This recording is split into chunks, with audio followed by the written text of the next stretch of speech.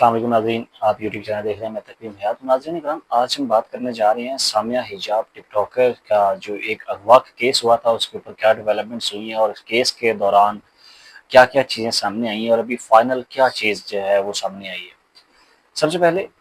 چند دن پہلے ایک خبر چلتی ہے ٹی وی کے اوپر کہ سامیہ حجاب کو اغوا کرنے کی کوشش کی گئی ہے اس کے بوائے فرینڈ حسن زاہد کی جانب سے، جو اس کا دوست بھی تھا، اور پھر مختلف قسم کے انٹرویوز، پوڈ کاسٹ جو ہے وہ سوشل میڈیا کی اور میڈیا کی زینت بنے۔ پھر کچھ یوں ہوا کہ حسن زاہد کے اوپر دو مقدمات درج ہوئے، ایک اس کے اوپر اغوا کا تھا اور دوسرا مقدمہ بھی سامیہ حجاب کی جانب سے ہی درج کیا گیا تھا۔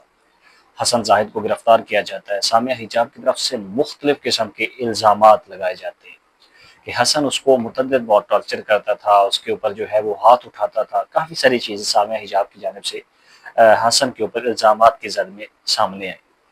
پھر ایک ٹرن آیا کہ سامیہ حجاب کو کچھ مشکلات کا سامنا ہوا کہ حسن زاہد کی فیملی کی جانب سے، اس کے گھر والوں کی جانب سے کچھ ثبوت میڈیا کے سامنے رکھے گئے اور سوشل میڈیا کے اوپر چھوڑے گئے، جن میں مہنگی گاڑیاں، مہنگے تحفے، فورن وزٹس، اور اس کے ساتھ ساتھ کچھ نقد کیش کی رقم بھی ایسی تھی جو تحفے میں سامیہ حجاب کو دی گئی تھی۔ اور حسن زاہد کا ایک ہی مطالبہ تھا کہ وہ سامیہ حجاب سے شادی کرنا چاہتا تھا، اور بطور وہ ایک خامد کے، ہونے والے شوہر کے، وہ اس کو برے سرکل سے، بری چیزوں سے دور رکھنے کی کوشش کرتا تھا اور منع کرتا تھا۔ یہ چیز سامیہ حجاب کو پسند نہیں آئی اور وہ اس کو بارہا انکار کرتی رہی کہ میں اسے شادی نہیں کروں گی۔ پہلے اسے تحفے تحائف لیے، پیسے لیے، گھر لیا، ساری چیزیں لیں، اور اس کے بعد پھر جب اس کو یہ پابندیاں قبول نہ ہوئی تو پھر اس نے کہا جناب میں اب آپ سے کسی قسم کا کوئی رشتہ نہیں رکھنا چاہتی۔ ظاہر ہے ایک ایسا بندہ جس نے اپنی زندگی کی جمع پونجی، ایک وافر مقدار میں پیسہ، تحائف، وزٹ، سب کچھ جو ہے وہ ایک لڑکی کے لیے افورڈ کیا ہو، تو وہ اتنا جلدی پیچھے نہیں ہٹتا۔ ٹرائل ہوا، سامیہ حجاب کے لیے بھی کچھ چیزیں جو ہے وہ مشکل ہوئیں، جس طرح سے میں نے آپ کو بتایا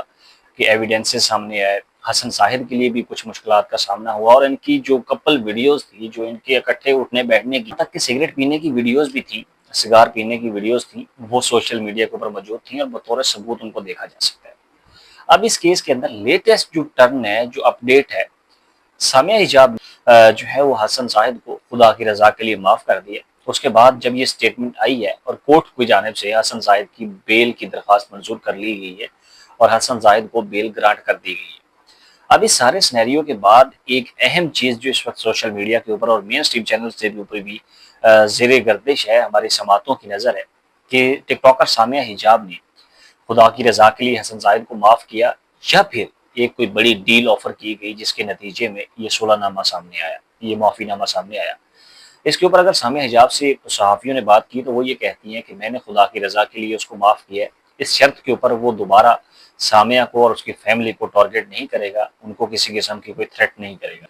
لیکن کچھ دعوے ایسے بھی ہیں کہ یہ سراسر غلط بیانی ہے، اور ایک ڈیل کے ذریعے، ایک پیسوں کی ڈیل کے ذریعے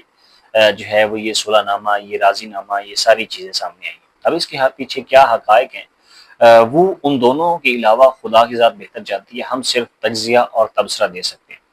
کچھ بھی ہو، نہ تو پاکستان کے اندر خواتین کا اس قدر اغوا کے معاملات ہونے چاہیے، نہ اس طرح کے کوئی سکینڈل ہونے چاہیے جس سے معاشرے کے اوپر برے اثرات آئیں، اور نہ ہی جو ہے وہ اس طرح کی چیزوں کو مزید ہمیں تقویت دے کے، بڑھا کے عوام کے سامنے رکھنا چاہیے، کیونکہ اگر ہم ایسی چیزوں کو بڑھا کے، اپریز کر کے لوگوں کے سامنے رکھیں گے تو لوگوں کے اندر اس چیز کے لیے موٹیویشن آئے گی، اور اسی طرح سے پھر جرائم میں اضافہ ہوگا۔ ناظرین اکرام، اس معاملے کے اوپر آپ کیا رائے رکھتے ہیں کمنٹ سیکشن میں اظہار ضرور کیجیے گا۔ پاکستان زندہ باد۔